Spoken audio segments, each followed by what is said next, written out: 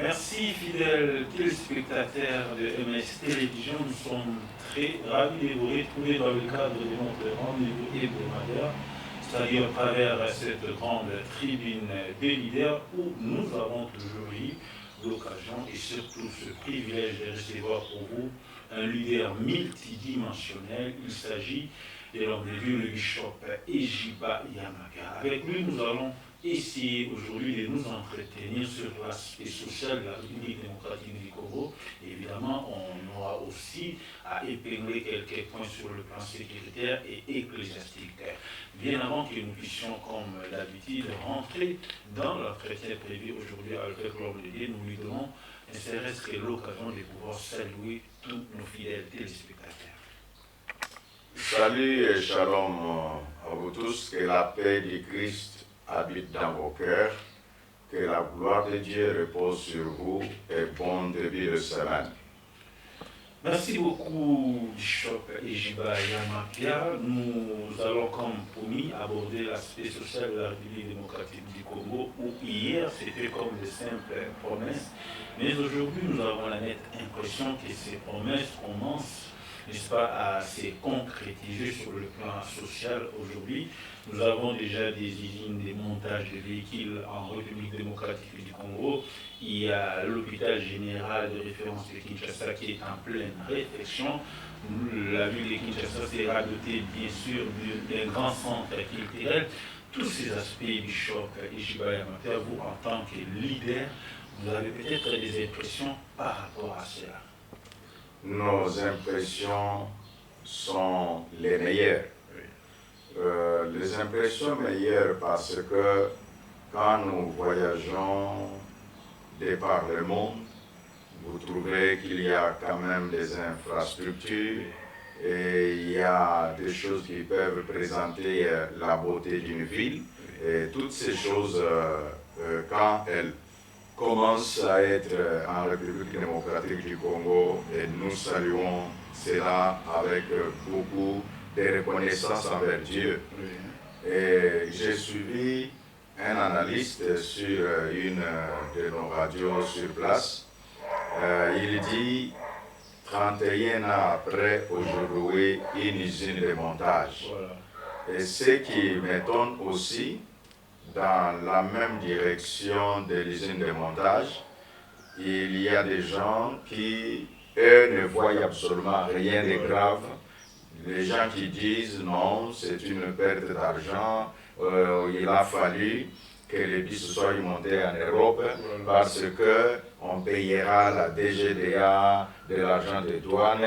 Et donc, moi j'ai trouvé ce raisonnement, bien que démontré par ceux qui se disent économistes, mais nous parlons en termes de leadership en disant le leadership c'est la vision. Qui dit vision, nous regardons dans l'usine de montage, il y a le travail, donc la main-d'œuvre, qui apporte une paix sociale quand les gens ont le travail. Bon, ce monsieur qui lui dit l'argent qui devait entrer par la DGDA, à part cette rubrique-là, il n'y a pas autre chose.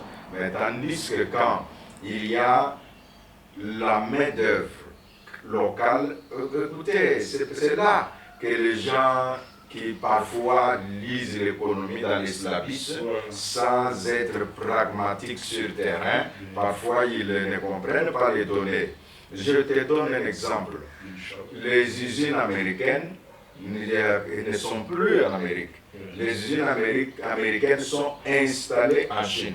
Alors, parce que c'est installé en Chine, ce sont les Chinois qui ont du travail. Et si tu suis la politique américaine, Trump, pour faire des promesses, a dit non, moi je vais retourner les usines ici, non pas pour qu'on paye les taxes, non, pour qu'on vous donne du travail. Alors si un économiste, je ne minimise pas celui qui a parlé sur cette radio, mais je dis seulement que l'on puisse être capable de dire à notre population des choses vraies. Ce qui est bon, qui profite à la population, nous devons dire, peuple congolais, ce qu'on a fait là, c'est à votre profit.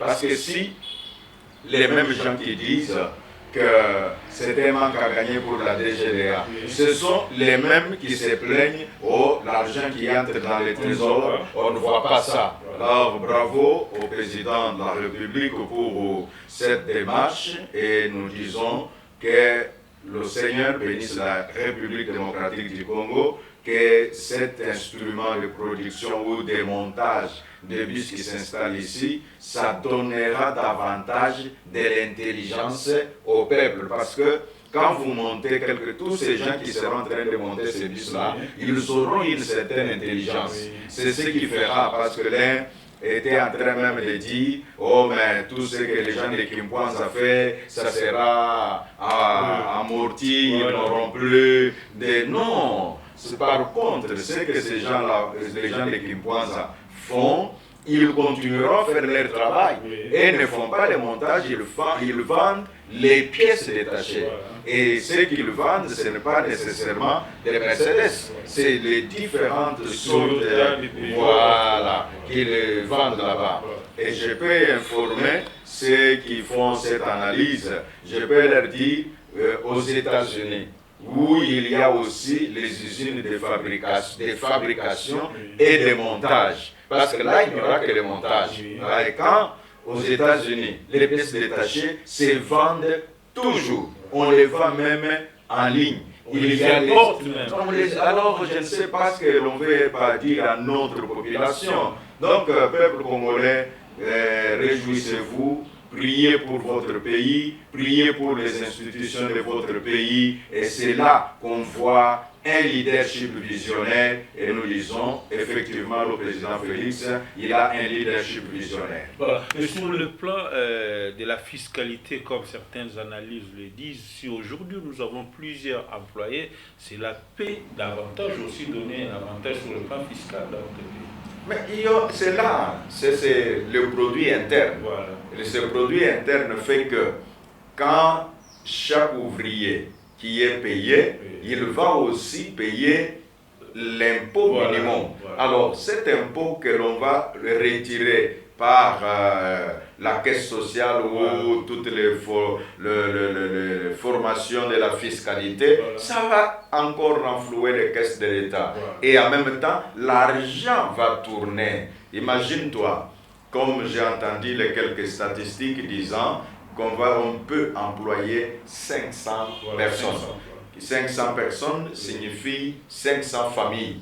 Alors, cela a de l'impact non pas sur une seule personne, et si la famille congolaise ou la famille africaine, qui généralement ce sont les cousins, ce sont les neveux, et tout le monde qui trouvera son compte dans ce qui entrera, alors ça pour dire qu'il y a des milliers de personnes qui vont en bénéficier. Et encore là, le facteur temps. Quand le bus est travaillé en Europe, il faut qu'on puisse envoyer cela par bateau. Et le temps que ça prend pour venir. Tandis que quand c'est monté sur place, ils peuvent se donner un timing en disant, dans un mois, nous devons monter 25 bis. Or, les bateaux ne prennent pas un mois. Le temps de la manutention pour charger, ça peut vous prendre des semaines. Et quand ça va faire la mer, ça vous prendra 30 à 45 jours. Et le temps de pouvoir décharger, immatriculer tous ces bus-là, nous sommes déjà à peu près 3 mois. Alors, c'est là. Et ça aussi a un coût. Mais ça a un coût. Tout ce travail-là, que les analystes qui se disent spécialistes en ceci, en cela, mais nous vous appelons aussi à aller voir le cours de leadership visionnaire, et vous comprendrez certains éléments qui peuvent compléter aussi vos connaissances dans d'autres matières. Justement, au regard de toutes ces réalisations et tout ce que nous sommes en train de constater aujourd'hui en République démocratique du Congo, nous avons cité les routes et les écoles qui sont construites. Il y a aujourd'hui un grand centre culturel africain qui est construit ici à Kinshasa. Il y a l'hôpital général de référence qui est déjà en pleine réflexion à plus de 70%. Pouvons-nous aujourd'hui penser à plutôt une autre République démocratique du Congo dans les jours à venir. C'est là qu'on reconnaît, comme disait, comme dit la Bible, l'arbre c'est par le fruit. Oui. Ainsi, la gouvernance aussi c'est par le résultat. Voilà. Donc ces choses que tu es en train d'énumérer, ça montre les résultats que produisent la gouvernance des institutions en place. Voilà. Justement, Bishop, nous allons peut-être aborder un autre aspect. Aujourd'hui, vous êtes un leader ecclésiastique, mais nous constatons qu'aujourd'hui, la plupart de vos collègues, la plupart des hommes de Dieu essayent également de s'occuper cette fois-ci de la politique, ce qui n'était pas le cas à votre époque. Parce qu'il y a eu une époque où vous avez déjà lancé ce leadership sur le plan politique, vous étiez traité de tous les mêmes. Mais aujourd'hui, où vos collègues essaient aussi de vous emboîter le pas, vous vous en réjouissez ou vous avez une autre réaction? Ma réaction, c'est la joie. Et c'est là que l'on reconnaît le leadership. Le leader n'a jamais été compris le même jour. C'est là qu'il est leader parce que lui voit avant les autres. Moi, j'avais déjà vu. Donc, en voyant, je disais même quand les gens me posaient des questions, je répondais, non, la meilleure personne ou la personne bien placée qui puisse vraiment faire une bonne politique, c'est un pasteur. Parce que le pasteur vit avec les gens au quotidien. Et les gens m'ont dit, bon non, certains sont allés là-bas et finalement ils ne sont plus spirituels comme ils l'étaient. Et moi je réponds, non.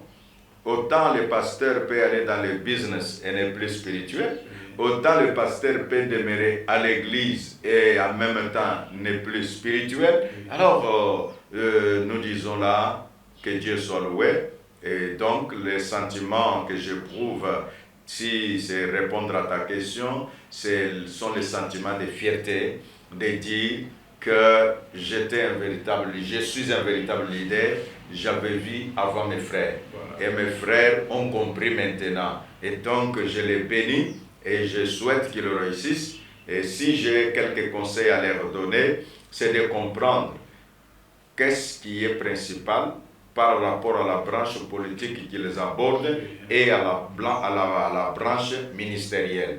Alors je vais dire là aux pasteurs que soyez affermis, continuez, faites la politique et continuez de demeurer pasteur.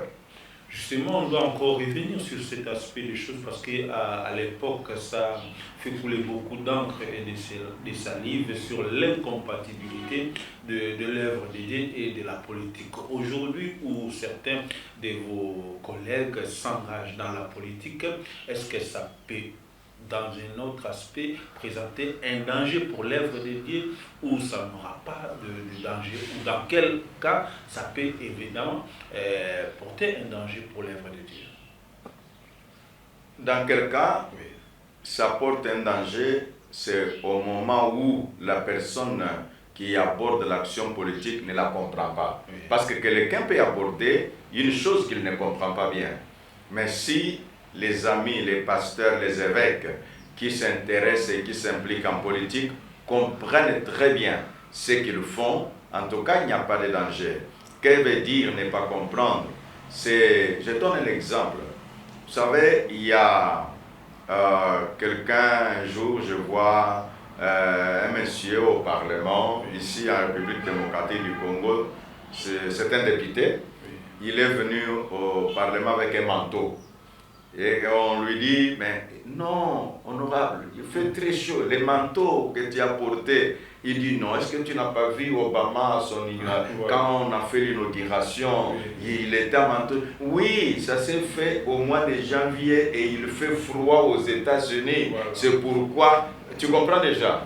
Et ça veut dire que quand vous allez en politique, vous devez savoir quand faire quoi et comment traiter les choses, savoir quand est-ce que vous agissez comme pasteur, quand est-ce que vous agissez comme homme politique. Et là, dans le leadership, nous enseignons qu'il y a celui qu'on appelle le politique tout court et il y a celui qu'on appelle le leader politique.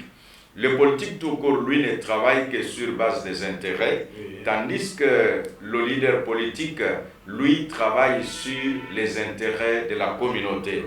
Et les deux, la différence se trouve être le politique, lui aussi, ses intérêts sont déjà dans les bonnes conditions et tout, le reste, ce n'est plus son problème. Or, un pasteur, par son ministère, par son office, il se retrouve être cette personne-là qui voit. Tu vois quelqu'un qui prie pour un problème qui n'est même pas de sa famille. De sa famille. Apparemment, il n'a même pas d'intérêt. Oui, il va même dormir affamé en disant Dieu intervient dans la vie de Papa Médard, Dieu intervient dans la vie de Maman Jeanne, Dieu intervient dans la vie des frères Cyril. Donc il pleure. Vous pouvez même les trouver transpirants, 2 jours, 3 jours, sans manger, sans boire. Et tout cela en disant, Dieu, que la souffrance de ton peuple soit allégée.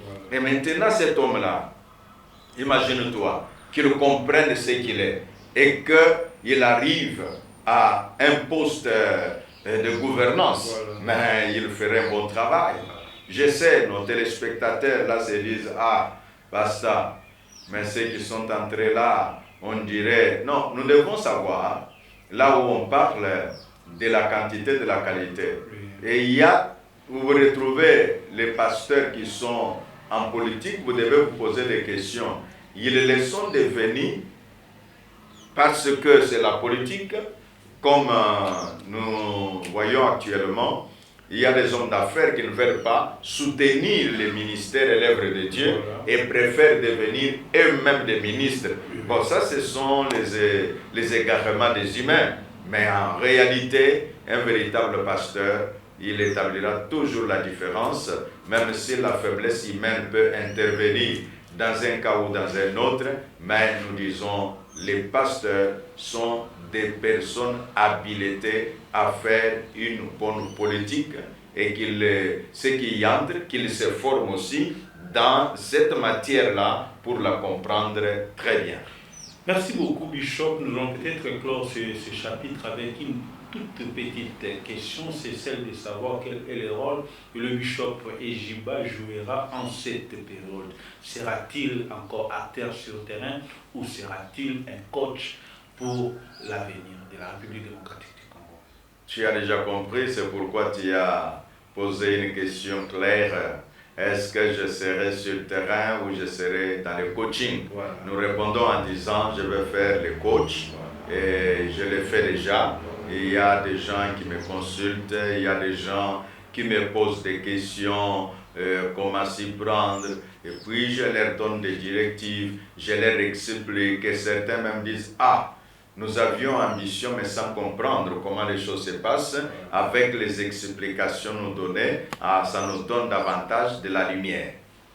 Merci beaucoup, Bishop. Nous allons peut-être aborder le tout dernier point sur le plan social avant peut-être de parler sur le plan ecclésiastique. Aujourd'hui, la partie est de la République plutôt de la ville de Kinshasa est le théâtre d'insécurité où des tribus, des peuples s'entretuent au point même que ça peut même se déverser au niveau de la ville de Kinshasa. Comment pouvez-vous expliquer cela? Et peut-être, en tant que leader, vous aurez peut-être un message pour lancer afin que de telles situations cessent dans notre pays.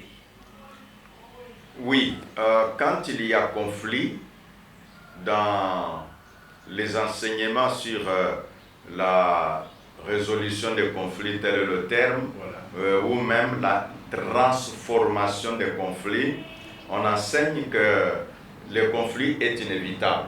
Donc, en famille, il y aura conflit entre l'homme et sa femme, il y aura conflit entre les enfants, il y aura conflit entre les cousins et tout cela.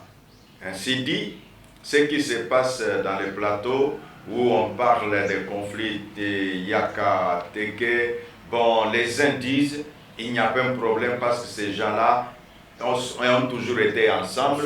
Les autres disent, voilà, c'est le politique qui influence certains. Bon, que ce soit l'un ou l'autre cas, la bonne chose, c'est l'enseignement que nous avons donné la fois passée. Tu te rappelles, dans notre livraison de la fois dernière, nous avons dit que les évêques, les pasteurs, les prêtres, les imams, toutes ces personnes qui ont la possibilité de communiquer à des masses, puissent lever le ton et condamner le tribalisme. Quand on condamne le tribalisme, on sera en mesure de cerner la difficulté là où elle est et encore là y apporter des solutions. En disant cerner la difficulté, je donne un exemple. Si un Yaka a pris la ferme d'un Teke, mais est-ce que c'est le problème de tous les Teke? C'est le problème de celui qui a pris la ferme d'autrui. Voilà. Ainsi dit, les conflits de terre, quand vous regardez de près, des tueries n'amènent que des conflits prolongés.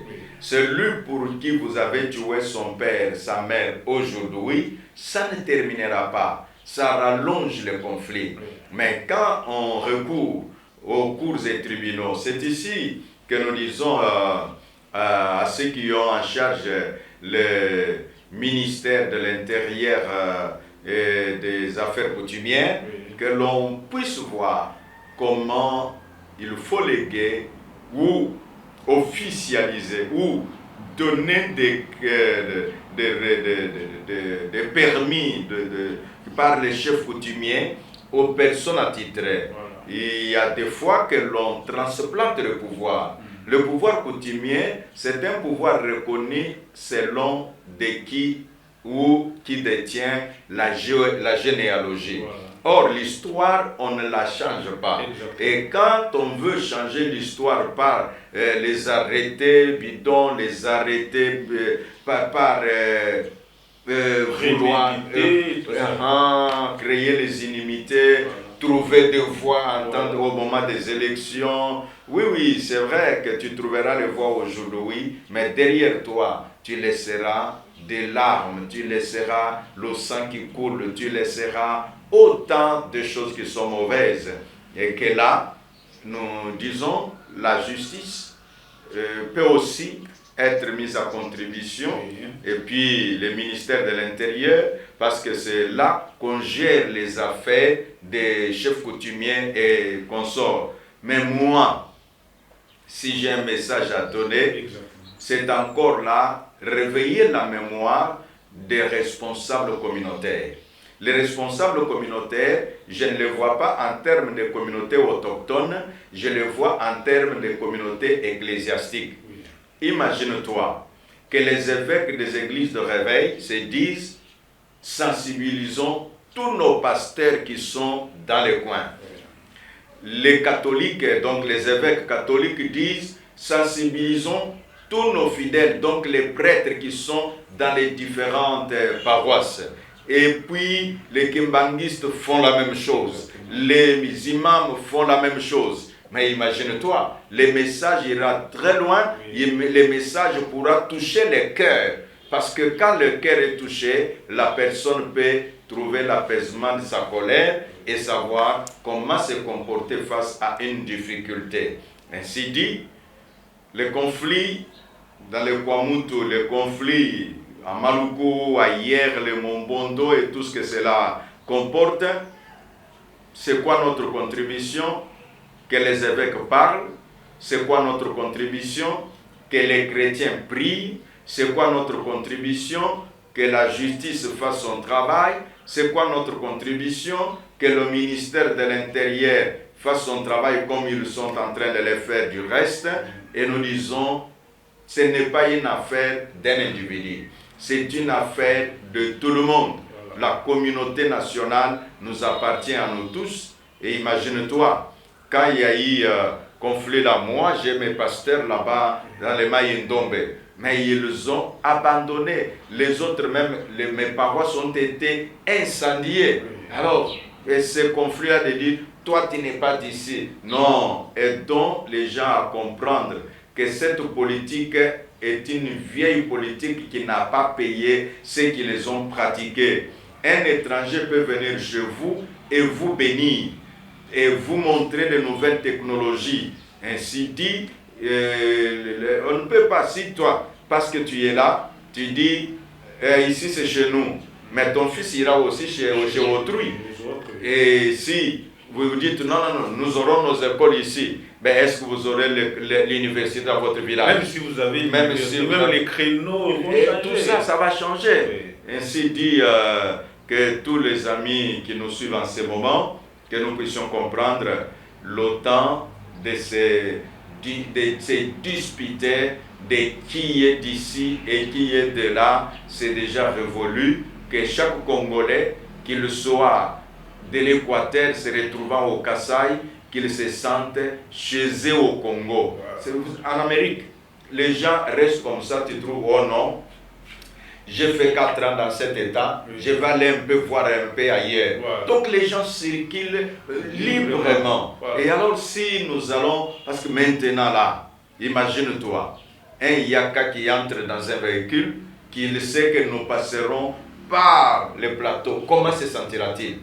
Même s'il n'est pas dans la parcelle de quelqu'un, dans le véhicule où il est, il se sentira insécurisé. Il se dit, si les autres me voient en me reconnaissant Yaka, et c'est là que ça mène le complexe, que parfois même les gens renient leur provenance, en disant, si j'accepte que je suis Yaka, vivant parmi les Téké, je peux y payer de ma vie. Alors ce qui est bon, que je me fasse Téké, même si je ne le suis pas.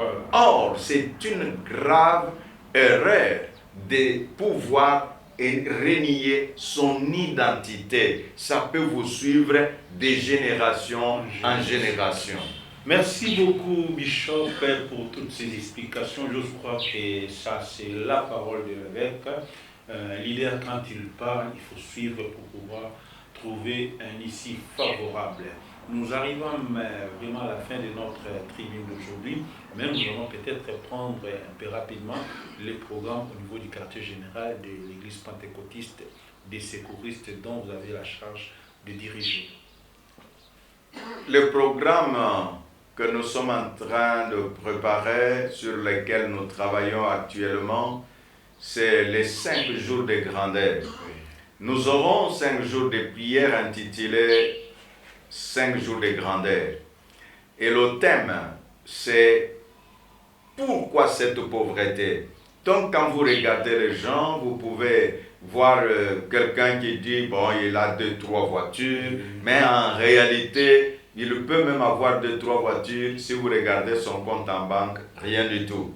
Celui-même qui peut dire j'ai un compte en banque fourni, et vous, si vous regardez de près, c'est peut-être il a un 20 000 $ dedans, un 30 000 $ dedans, et il pense. Ce n'est pas ce que l'on appelle richesse ailleurs. Ailleurs, ce que l'on appelle richesse, c'est savoir quelqu'un qui peut avoir et les outils de production et la monnaie, le cash sonnant. Ainsi dit, par la prière, par les enseignements qui seront donnés, nous aurons 3 orateurs. Moi-même, évêque Ejiba Yamapia Évariste. Nous aurons l'archevêque Albert Kankien Zawanambo. Nous aurons le prophète Eugène Ejiba. Et les hommes de Dieu sous l'onction, vous savez, l'apôtre Paul a dit, nous enrichissons plusieurs. Et donc là, Jésus-Christ à la croix, la Bible déclare, lui, des riches qu'il était, il s'est fait pauvre pour nous, afin que nous devenions riches. Où est cette richesse? Où est cette richesse? Et quelqu'un dira, il s'agit de la richesse spirituelle, et nous dirons non. Jésus a répondu à Pierre, celui qui me suit, il aura sur la terre 100%, et il aura dans le temps à venir la vie éternelle. Et donc nous avons les 2 promesses pour la vie courante et la promesse pour la vie à venir. Nous avons des arguments. Quand vous prenez, la Bible nous enseigne, la terre promise c'était Canaan, mais dans le désert, Dieu n'a pas abandonné son peuple en disant, parce que vous aurez la terre promise, et donc vous n'avez pas besoin de manger pendant le désert. Non, ils avaient la nourriture qu'ils mangeaient jusqu'à ce qu'ils en vomissent, et l'Éternel Dieu pourvoyait. Nous disons au peuple de Dieu, prenez rendez-vous le 25 juillet jusqu'au 30, l'Olier, c'est quartier général de l'église pentecôtiste des secouristes, 6 avenue Wenge au numéro 18, et nous serons là. Nous disons les orateurs, évêque Jibayama Évariste, archevêque général Albert Kankien Zamanambo, nous avons le prophète Eugène Ejiba, et qu'en cette période-là, l'Éternel Dieu va visiter son peuple. Ne manquez pas au rendez-vous. Le thème, c'est pourquoi cette pauvreté. Donc cette pauvreté, c'est le démonstratif. Donc venez, Dieu va briser par l'onction les jugs de la pauvreté, les cycles de la pauvreté, déraciner l'arbre de la pauvreté. Merci beaucoup, mesdames et messieurs. C'est au travers l'appel de l'homme dédié et nous allons mettre un point final à ce numéro de la tribune de leader. Je rappelle que nous avons reçu pour vous un leader multidimensionnel qui nous a renseigné sur l'aspect social de la République démocratique du Congo, où nous avons déjà des fruits, des promesses ou du travail abattu par le gouvernement. Il a également parlé de l'insécurité et surtout cet appel pour ce grand rendez-vous du mois de juillet au niveau du quartier général de l'église pentecôtiste de Sécouristes. Cela étant, nous vous disons merci. Je remercie également toute l'équipe technique qui m'a accompagné et bien sûr aussi l'homme de Dieu pour sa disponibilité. Et vous, nos fidèles téléspectateurs, essayez de partager le lien, de vous abonner massivement sur MS Télévision pour ne jamais rater un seul numéro de la tribune de leader. Merci beaucoup.